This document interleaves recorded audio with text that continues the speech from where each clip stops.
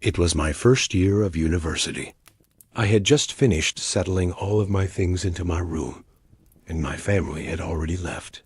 Later that same day, my roommate showed up, and right away, I could tell this kid was the most socially awkward person I had ever met. I introduced myself as Dan and reached out my hand for a shake. He hesitated, stared at my arm like he did not understand what I was doing, and let out a small laugh and said, "Oh," before giving me the weakest handshake imaginable. I had to ask him for his name because he did not even tell me when we shook hands. He said his name was Dale. I tried to start a bit of small talk, but he only responded with short yes or no answers, sometimes letting out an uncomfortable smile or laugh. After a few minutes, we ended up sitting on our beds with our laptops open, not speaking at all. I was annoyed and already thinking about asking to be moved to a different room. Anyone had to be better than Dale. I figured he was simply a shy kid, but I found out he was much stranger than I first believed. I met some other people on my floor, and they actually seemed pretty cool, which was a relief. When I returned to my room after wandering around campus that first night, I found Dale sitting in the exact same spot as when I left. I said, "What is up, Dale?" and he did not say a thing. That did not surprise me.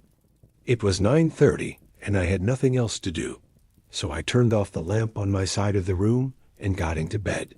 I did not fall asleep for a long time, though. Dale stayed on his laptop until 3 in the morning. Once he finally closed it, I fell asleep fast, but I woke up less than an hour later. The blinds had been opened, and the moonlight creeping into the room made everything visible, including Dale, who was sitting on the edge of his bed and staring at me. I sat up, rubbed my eyes, and said, "Dale, what are you doing?" He whispered sorry and laid down. When I woke up the next morning, Dale was already gone. It felt like the first time he had actually left the room. It was Saturday, the first Saturday of the year, which meant orientation and all of the campus events. During the orientation, as my group walked past the school gardens, I heard a couple of students in front of me saying, "What is that kid doing in there?" I looked to see who they were talking about. It was Dale, sitting in the dirt behind a cluster of bushes, rubbing the bark of a tree with his hand. The orientation leader did not notice. Otherwise, I'm sure she would have addressed it. I just kept walking and did not say anything, eventually mentioning to the two students. I overheard that he was my roommate as a way to start a conversation and maybe make some friends. They told me they were sorry for me. None of us were sure if it was all right to laugh, but we did. I became friends with those two kids, and we made plans to hang out that night. I also found out when I returned to my dorm that the school had already assigned me a new roommate. Things really seemed to be improving fast. I left the room that night to meet up with the two guys I had met earlier, and when I came back, Dale was sitting in the desk chair, facing the door. I said, "Oh, hey, what is going on?" He answered nothing in a very flat tone.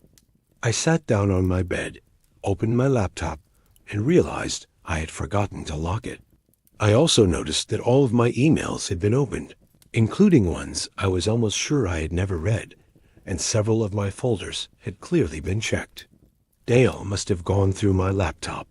When I asked if he did it, he shouted no almost instantly after I finished speaking.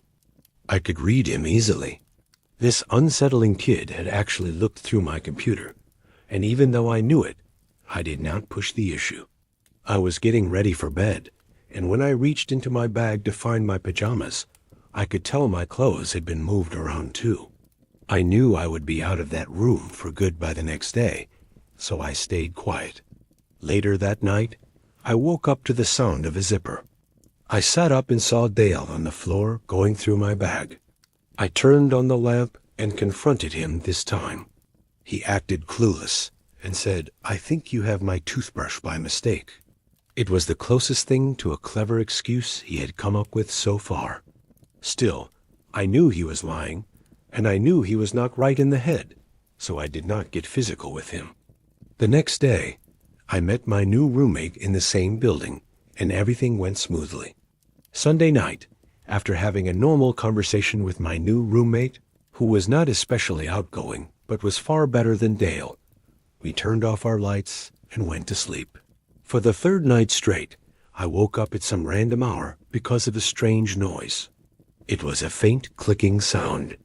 It was not steady, but I heard it at least 2 times every 30 seconds. I got out of bed, hoping it was something harmless, like a heavy bag sitting on a loose floorboard, or maybe a mouse. But as I checked the room, I realized the sound was actually coming from the hallway side of the door. The nightlight in the common area was always on, so when I looked through the peephole, I could see the top of someone's head standing right outside. They were looking downward, so I could not see their face, but now that I was listening closely, I realized the small clicking noises were coming from the doorknob. I was convinced they were trying to open it. I called the police department, and they arrived in less than 5 minutes and came into the common room. Only then did I feel safe enough to open the door. I saw the officers had Dale in handcuffs. I suspected it would be him. I explained everything, that he was my former roommate who had gone through my belongings. So I moved rooms, only to find him trying to get into my new one. They took him away.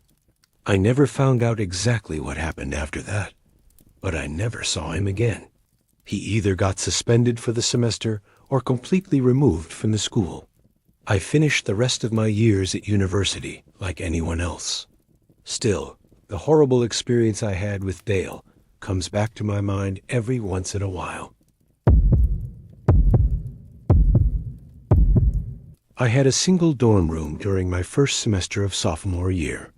It was in the corner of the floor, a bit separated from the rest of the rooms since it sat in its own small section. You had to walk around a corner even to see the door. It was great because I could still talk with friends on my floor, invite people over whenever I wanted, and still have privacy when it was time to study or sleep. A few weeks into the semester, while I was studying for a bio exam, the quiet was broken by a sound. It took me a moment to realize it was a soft tapping on my door. It was so faint that I almost did not hear it. I yelled, "Come in," but the door did not open, so I got up to check it. Nobody was there. I stepped around the corner to look down the hall. Nobody. Someone was obviously trying to mess with me. I went back to my bed and kept studying, leaving the door open this time. Nobody came back. The next night, a few minutes after turning off my lamp to go to sleep, the tapping returned, only now it was louder, more like knocking. I called out, "Who is it?" And once again the knocking stopped and nobody answered. I got out of bed fast and opened the door to find my small private corridor completely empty. I ran the short distance from my door to the corner and looked down the main hallway. Nobody. The next morning, I asked a few people in the dorm if they were the ones messing with me. Everyone said no. That night, I woke up after sleeping for about 3 hours. Someone was knocking on my door again, louder than ever. I could not decide whether I should open it this time or not. With a sudden surge of bravery, I jumped up and pulled open the door. As expected, nobody was there, but this time I sprinted down the narrow little corridor that separated my room from the main hall. And when I rounded the corner, I caught sight of someone turning away behind the far corner across the hallway. Nobody. I ran as quickly as I could down the hall, and as I reached the next hall where I had seen the figure moments before, I spotted a door at the end closing. It was not a dorm room. It was a bathroom. I felt ready to confront whoever was messing with me, so I shoved the bathroom door open with force.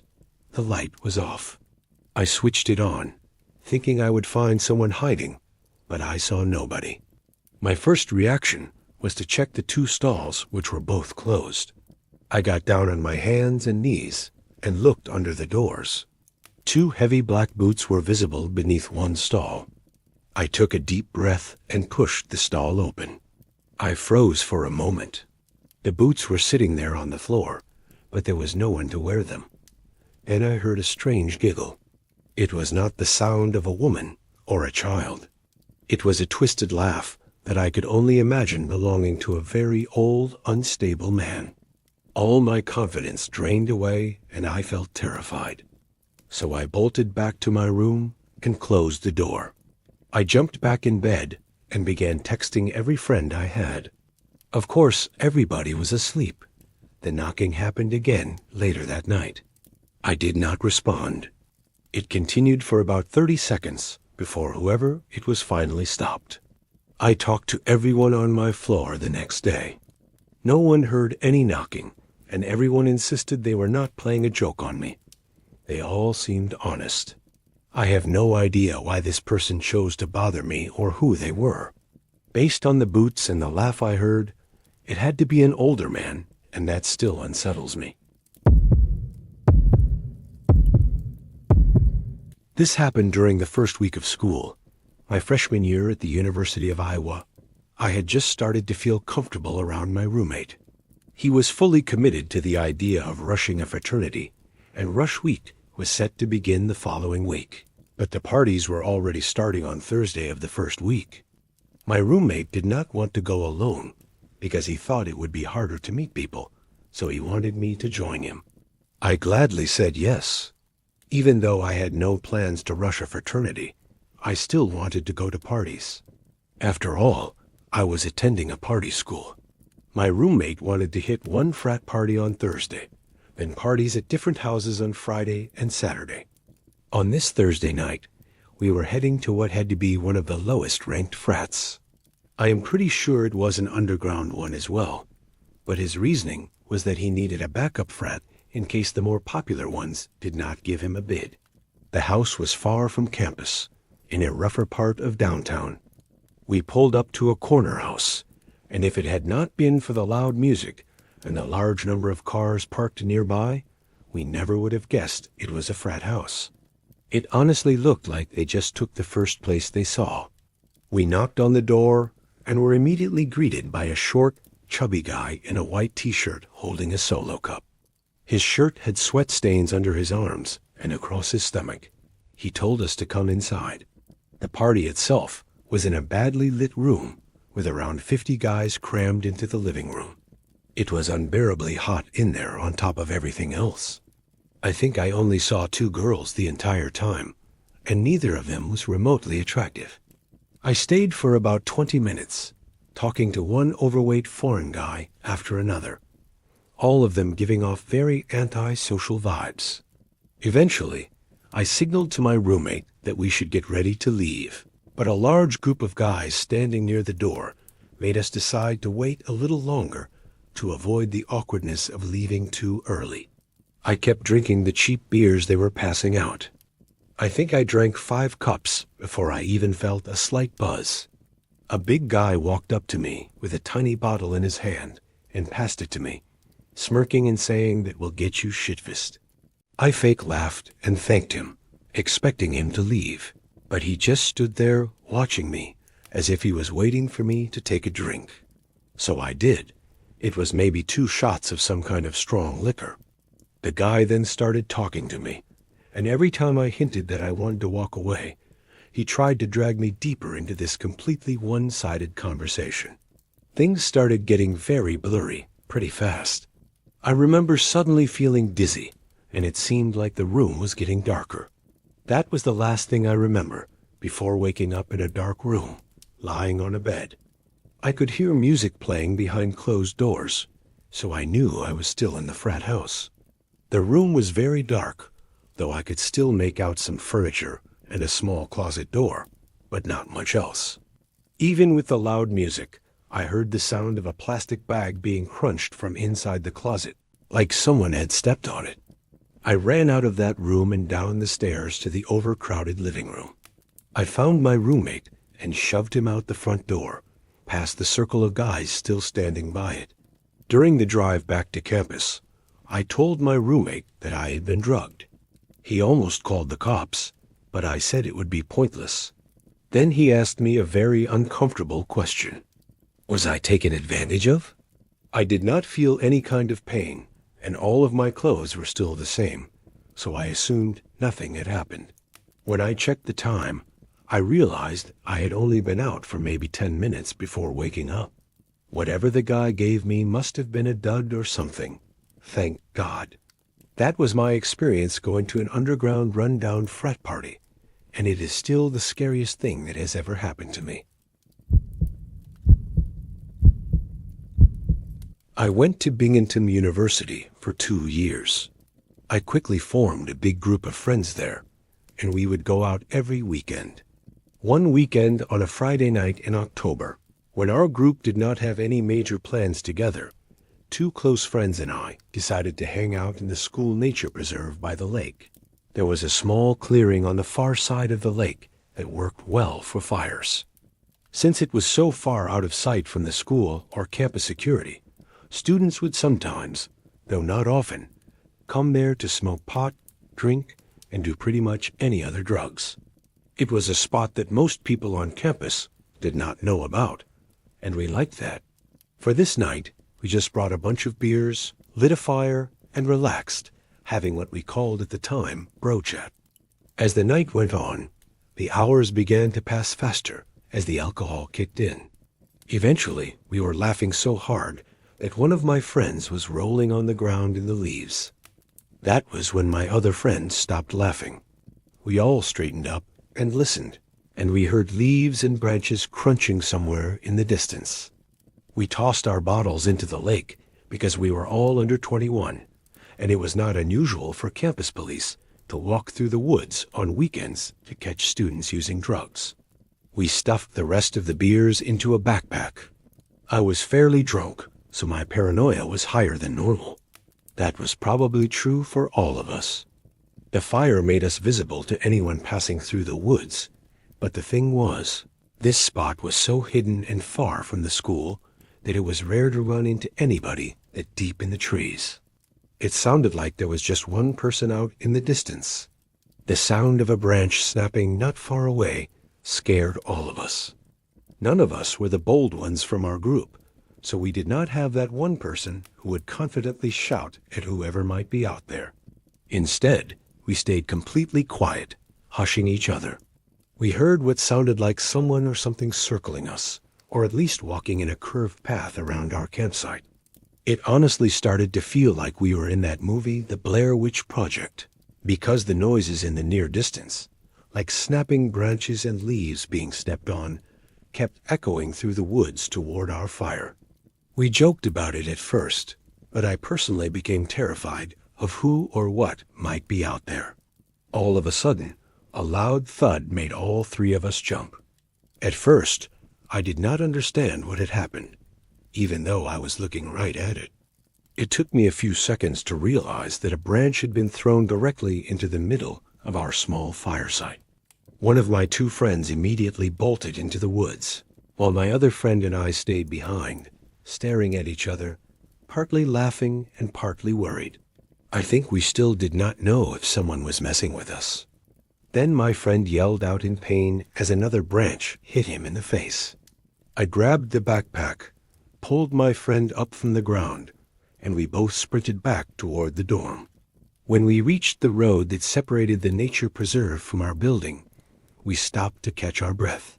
But whoever was out there showed they were following us when we heard footsteps coming closer to the road.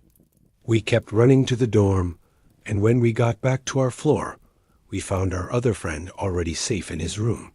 We looked out of his window down toward the woods. There was a person pacing back and forth near the tree line, and every time a car drove by, they stepped back into the woods. After a while, the person finally disappeared into the trees for good, and we never saw them again. We went back to drinking in the room, and within 10 minutes, we were all laughing about what had happened. It was not until the next morning that we realized how horrifying the whole situation truly was. We never went into the woods after dark again,